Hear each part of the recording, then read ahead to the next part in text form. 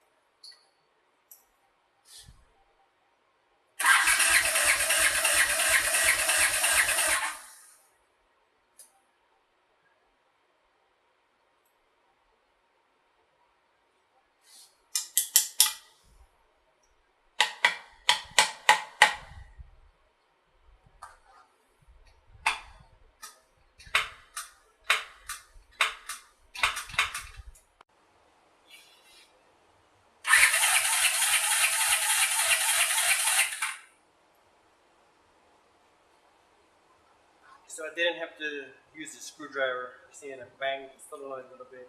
Cranks, but looks like I'm missing a choke cable.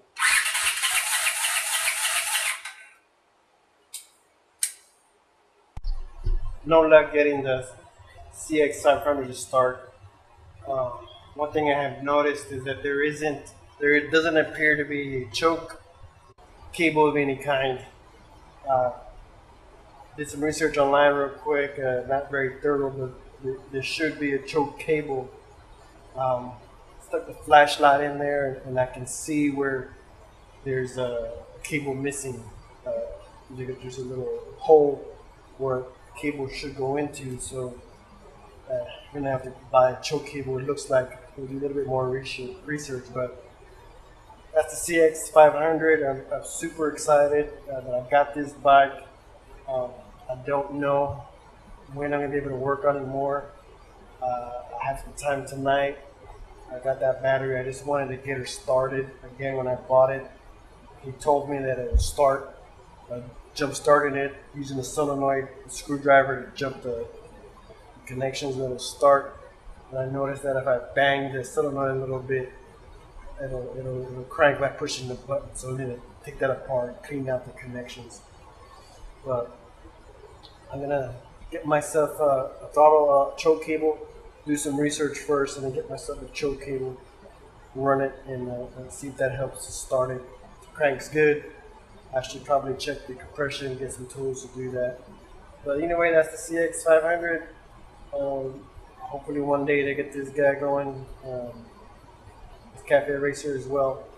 And still working on the XV920, so check out that playlist. Thanks for watching.